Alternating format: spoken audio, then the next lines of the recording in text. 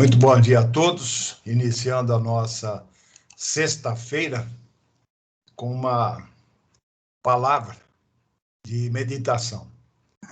Eu gostaria de trazer assim um exemplo, né? Se por acaso você estivesse em uma reunião ou em um culto, qual seria a tua reação a uma manifestação, ou diria uma pregação, que trouxesse uma advertência ou uma palavra dura?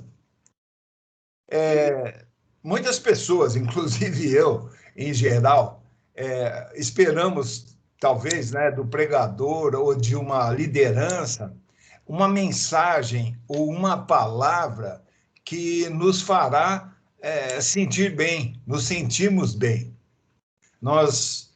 A expectativa é ouvirmos algo, né, para sermos encorajados, animados, elevados, né? Talvez ouvir, algo de bom vai acontecer com você, né? Com aquilo que você faz.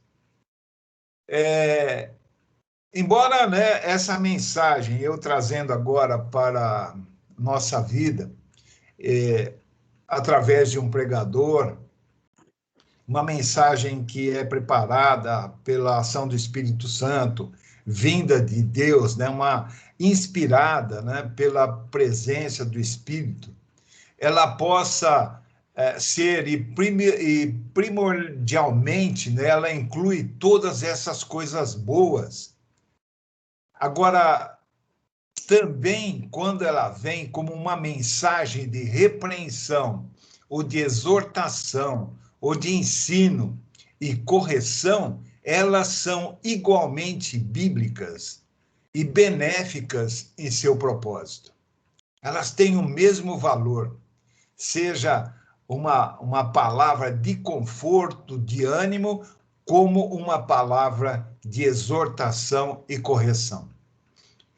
Paulo, escrevendo a Timóteo, né, na sua segunda epístola, lá em Timóteo, 2 Timóteo 3,16, ele escreveu: toda a escritura é inspirada por Deus e proveitosa para ministrar a verdade, para repreender o mal, para corrigir os erros e para ensinar a maneira certa de viver. Paulo, então, escreveu que toda a palavra de Deus é proveitosa. Toda escritura é proveitosa. Isto é, ela é conveniente, ela é benéfica, ela é necessária, ela é útil, é apropriada, adequada, etc. E por aí vai. Agora, para qual propósito? Para dar instruções de vida. E, além disso, ministrar a reprovação. Isso também implica está nessa definição de proveitosa. E Paulo enfatiza isso, né? Toda escritura é proveitosa.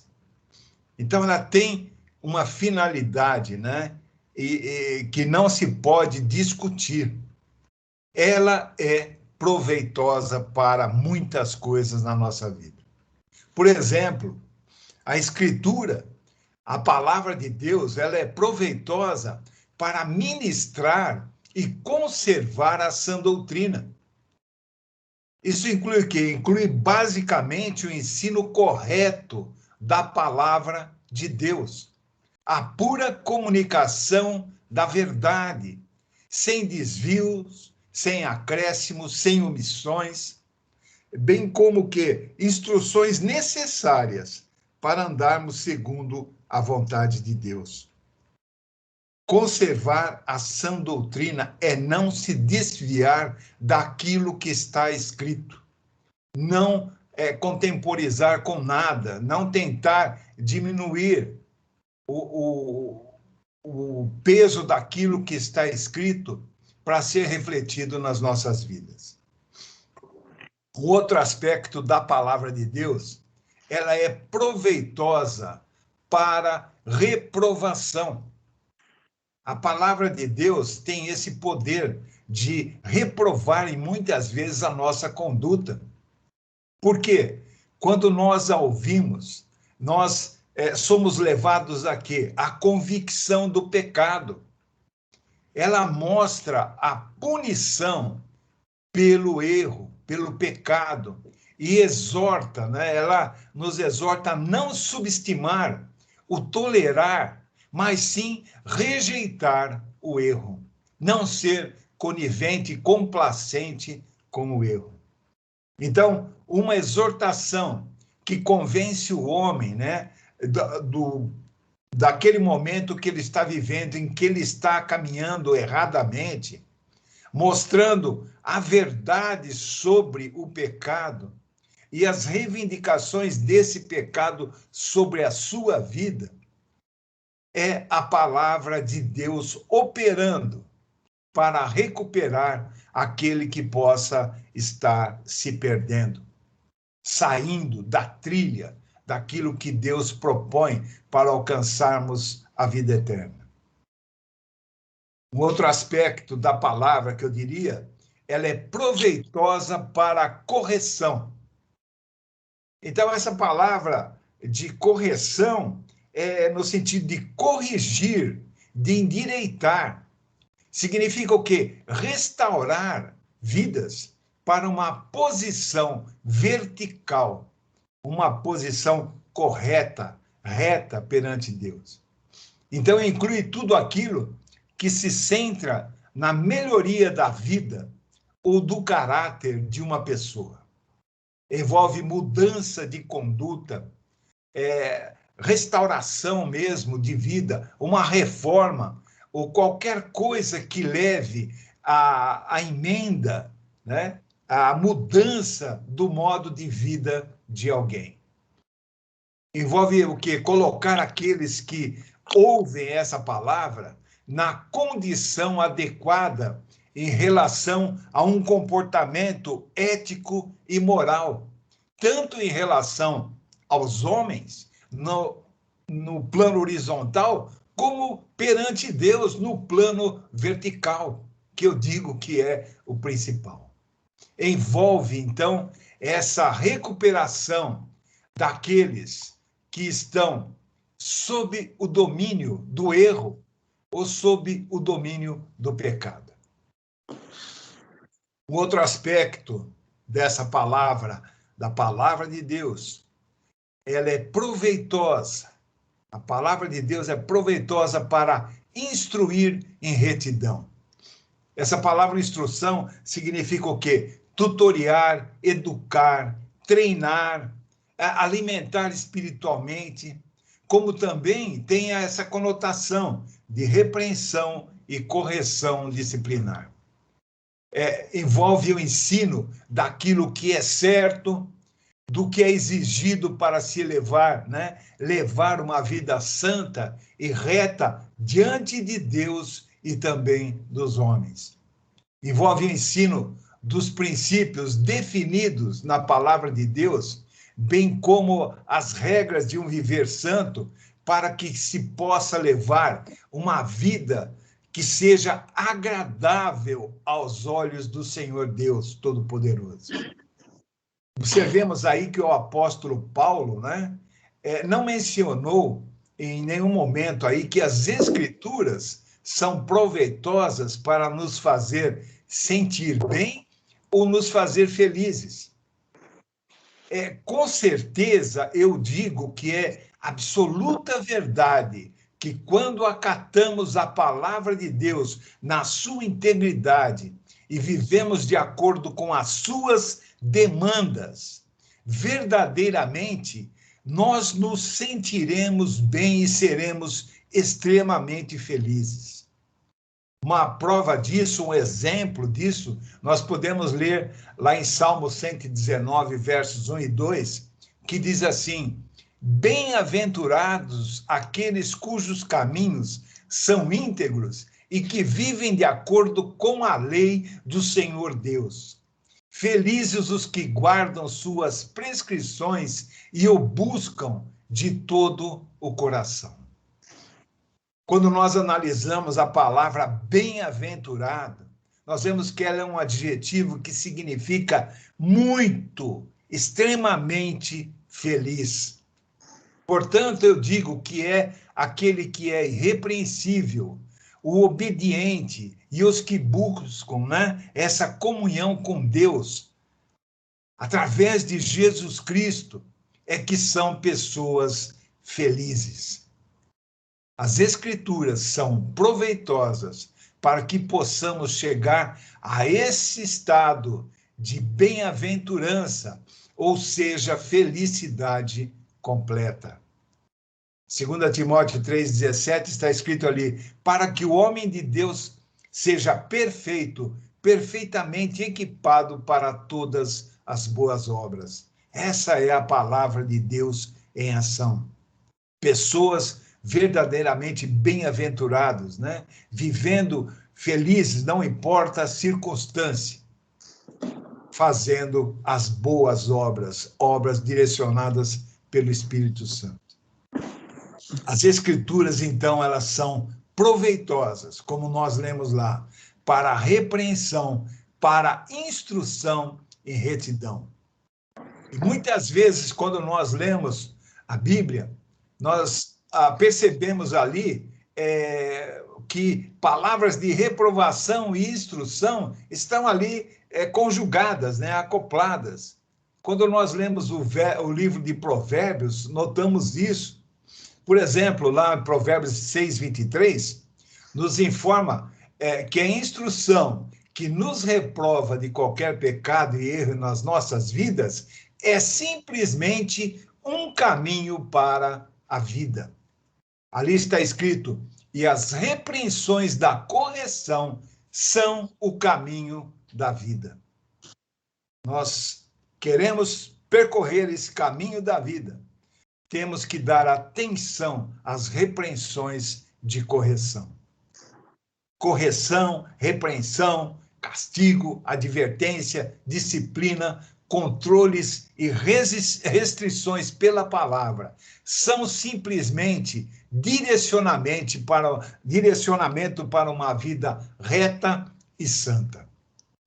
Nós podemos esperar, né, nessa nossa jornada na vida que percorremos com Deus, né, repreensões, direcionamentos que vão mostrar que os nossos erros e também as instruções de como evitá-los, para caminharmos e andarmos constantemente sob a direção do Espírito Santo para uma vida mais abundante.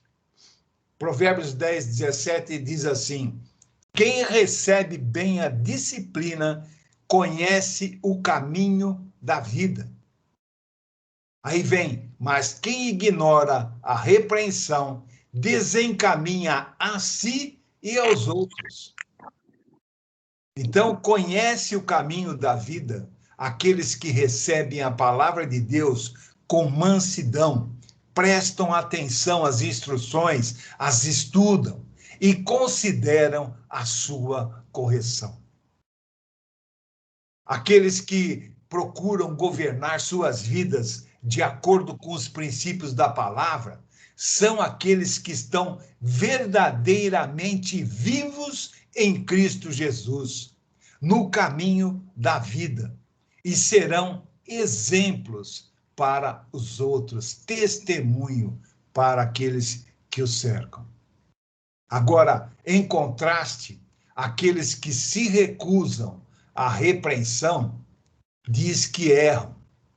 E ali está escrito, mas quem ignora a repreensão desencaminha a si próprio e aos outros. Então, estas são as pessoas que, eu diria, voluntária e obstinadamente recusam qualquer tipo de repreensão ou correção ou admoestação, seja no nível, no plano horizontal, quanto vertical, eu diria aí, pela palavra de Deus. Consequentemente, o que acontece? Eles vagam no seu próprio modo de vida. Então, por sua vez, se tornam pedra de tropeço para outros. Não dão testemunho de vida perante Deus. Então, dar atenção à instrução, à correção, à orientação, e eu digo da palavra, nos conserva retos perante Deus. Recusar essa correção, ou qualquer tipo de correção, no plano horizontal ou vertical, faz com que nos afastemos, indo para longe de Deus. Provérbios 12:1 está escrito: quem ama a correção, ama o conhecimento, mas o que rejeita a repreensão é estúpido. Está escrito. Então, amar a instrução e a correção é amar verdadeiramente o conhecimento, ou seja, a palavra de Deus. No entanto, rejeitar a reprovação, ou tomá-la que seja como uma afronta, uma ofensa ao ser informado de suas faltas, é ser considerado, como está escrito ali, como um estúpido, né? Uma besta bruta, como está em outra versão.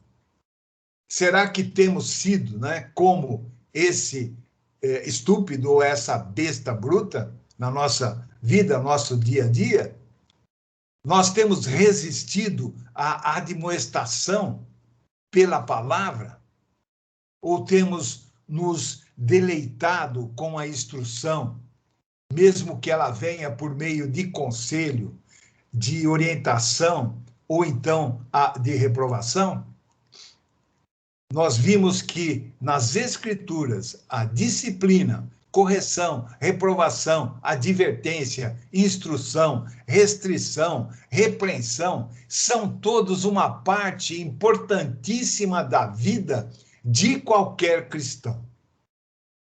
Não pode ser, não podemos ignorá-las, a menos que queiramos talvez enfrentar uma total ruína na nossa vida. Está escrito, né? Algo assim que aquele que recusa a repreensão sofrerá com angústia e sofrerá consequências desagradáveis. Lá em Provérbios 5:12-14 está escrito: então murmurarás, como me rebelei à disciplina, como o meu coração a desprezou. Não quis ouvir os meus mestres, nem dei atenção aos que me ensinavam. E cheguei muito próximo da ruína completa à vista de toda a comunidade. Então, que Deus nos ajude hoje e constantemente a receber a sua palavra, a receber direcionamento, seja ele de incentivo ou de admoestação e advertência. É tudo enviado por nosso Pai Celestial para nos manter no caminho da verdade. Não nos esqueçamos que toda a Escritura, toda a palavra é inspirada por Deus e proveitosa para ministrar a verdade, para repreender o mal, para corrigir os erros e para ensinar a maneira certa de viver. Queremos viver corretamente, viver dentro da vontade de Deus, ouçamos, né, a palavra, porque assim nos manteremos no caminho da vida, onde Deus, em toda a sua tremenda glória, habita. E teremos acesso constante a Ele. Amém? Seja essa a nossa meditação para hoje. E vamos orar então. Senhor, meu Deus e Pai, em o nome de Cristo Jesus, te louvamos e bendizemos, agradecemos, Senhor Deus, pelas tuas bênçãos, pelos teus cuidados sobre a nossa vida, Senhor. Pai, em nome de Cristo Jesus, entregamos esse dia nas tuas mãos, Senhor. Protege-nos, guarda-nos, orienta-nos, Senhor Deus. Envia-nos, Senhor Deus, a tua palavra, que possamos cada vez mais, Senhor, seguir segundo ela e segundo a tua vontade para cada um de nós. Em nome de Cristo,